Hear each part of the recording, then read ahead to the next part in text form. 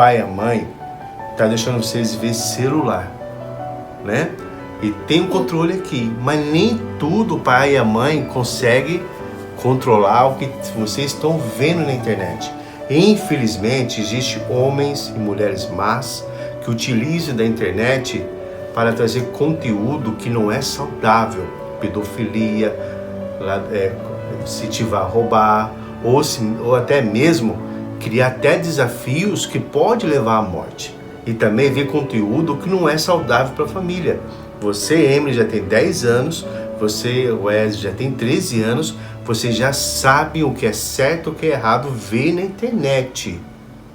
Nem lembra de uma coisa, pai, a mãe, confia em vocês. Ô irmão, lembra que o papai falou assistir? Sim, lembro. É melhor a gente vigiar e orar. Crianças, vamos pra escola. Vamos.